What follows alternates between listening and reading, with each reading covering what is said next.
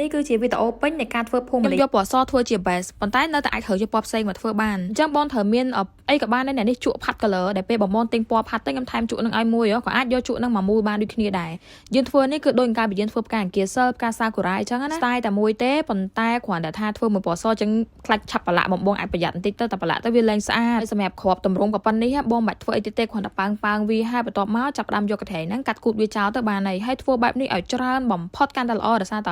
នៅក្នុងមួយភូមិគឺត្រូវការច្រើនមែនតើហើយខ្ញុំមិនអាចដឹងថាចំនួនប៉ុន្មានទេបងដោយសារតែខ្ញុំធ្វើយកអញ្ចឹងណាតោះមកខ្ញុំចាប់ផ្ដើមយកលួសកាំមញ៉ៃមកតសៃផ្សេងទៀតយកមកដោតចូលចំកដាលនិយាយទៅពេលបងធ្វើអញ្ចឹងហើយគឺនៅកដាលហ្នឹងវាមានប្រឡោះ direct ឲ្យយើងដោតចូលបានហ្មងហើយមកជាប់មកស្អាតហ្មងណាហើយយើងដោតបន្តបែបហ្នឹងរហូតតតែអស់មកតសៃលួសចាលួសហ្នឹងតសៃវា30 cm ណាហើយអញ្ចឹងបងដោតវាឲ្យទាញវាមកក្រោយៗឲ្យពេញសាច់អញ្ចឹងមកសម្រាប់ភួងវារៀងចំណាយពេលមែនតែនបងដែលគាត់ចង់ធ្វើតរៀងស៊ូបន្តិចនិយាយទៅបើប្រៀបធៀបមួយផ្កាឈូកស្រៀងគ្នាដែរគេហៅថាផ្កាអត់ធ្មត់តតែយើងនឹងស៊ូណាស់ព្រោះធ្វើរៀងចំណាយពេលយូរខ្លាំងហើយក៏មិនសូវស្រួលដែរនេះឥឡូវខ្ញុំដោតអស់មកដើមលូសហើយប៉ុន្តែវាស្ទើអញ្ចឹងខ្ញុំធ្វើការថែមចំនួន15 cm ទៀតយកតគ្នាអញ្ចឹងលួសមិញនេះខ្ញុំបាត់ជា2ខ្ញុំយកមកកណាត់យកមកតគ្នាអញ្ចឹងដើម្បីឲ្យភួងរបស់យើងកាន់តែរៀងធំបន្តិច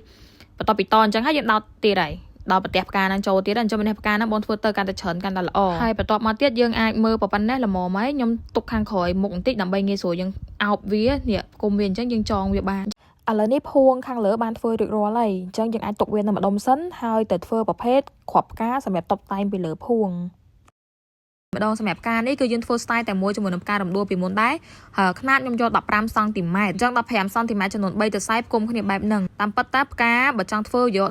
កបានបងតែសារភូមិលីនេះគឺវាមានភាពស្មុគស្មាញអញ្ចឹងខ្ញុំចង់ធ្វើវិធីណាឬក៏ការតុបតែងដេកណាឲ្យអតិថិជនហើយនឹងអ្នកទស្សនាគាត់ស្រួលមើលសម្រាប់របៀបនេះគឺបងគ្រាន់តែយកវាបិទផ្ងាអូដូចនឹងផ្កាចំបៃនៅខាង background ក្រោយដែរស្រៀងគ្នាគ្រាន់យកក្បាលរៀងស្រួចហើយបន្ទាប់មកគូតខាងក្រោយគឺកាត់ឲ្យខ្លីបំផុតតាមលទ្ធភាពបងអាចកាត់បានកាត់ឲ្យអស់ហ្មងទៅបន្ទាប់មកទៀតយើងយកពណ៌ដដែលប៉ុន្តែយកត្រឹម10 cm បានហើយអញ្ចឹងមុននឹង15ក្រោយមក10 cm ណាហើយធ្វើ style តែមួយដូចគ្នាបេះបិទប៉ុន្តែអាមួយនេះគឺយើងយកមកផ្កាតែ3ឯណាអញ្ចឹងមិនថាផ្កាធំខ្ញុំយក5ស្រទាប់ផ្កាការតូចខ្ញុំយកតែ3ទេបងអាចមើលតាមនឹងបាននេះរបៀបតែមួយតែយើងបត់យក3បែបនេះហើយអាផ្កាតូចនេះធ្វើ2គ្រាប់ណាបងតបន្ទាប់មកយើងដល់វារំយោលខាងក្រោមសម្រាប់រំយោលខាងក្រោមបងប្រើផ្កាតែមួយដដែលជាមួយនឹងវគ្គទី1បងអាចទៅមើលវគ្គ1បានខ្ញុំរៀនរួចហើយគ្រាន់តែថាលើកនេះគឺយើងក្តោបវាអស់លទ្ធភាពចេះ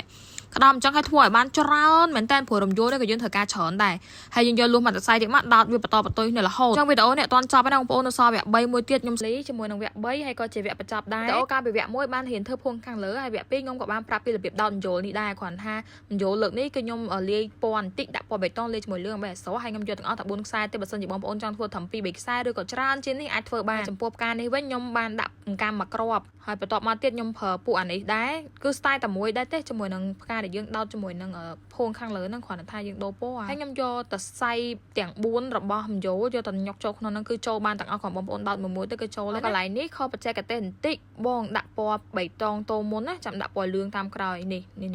ខ្ញុំច្រឡំដាក់លឿងមុនមិនអញ្ចឹងដូរបន្តិចមកណាបន្ទាប់ពីហើយបញ្ចូលខាងក្រោមហើយនេះយើងធ្វើឡើងកវាបន្តិចបងប្អូនធ្វើ style ដូចគ្នាមិនហ្នឹងក៏យកខ្លីបានហើយយើងយកបញ្ចូលហ្នឹងមកពណ៌ជាមួយនឹងកលៈដែលយើងបានចងជាមួយនឹងភួងពណ៌បញ្ចូលនឹងហើយអស់បានយើងចាប់ផ្ដើមយកអាកន្លែងកដែលខ្ញុំហៅថាដាក់បន្តិចហ្នឹងយកមករឹតវាតាមក្រោយត្រង់ចំណុចចងមកចងរឹតមកទំហឹងដៃដាក់ឲ្យជាប់មកទំហឹងទៅឲ្យបធូរលែតែអញ្ចឹងការងារវាអត់ស្អាតទេពេលចងហើយកុំភ្លេចកាត់សេរីវាបន្តិចណាស្អាតផ្លឹងធ្វើនឹកឃើញថែមទៀតនេះមកថែមស្លឹក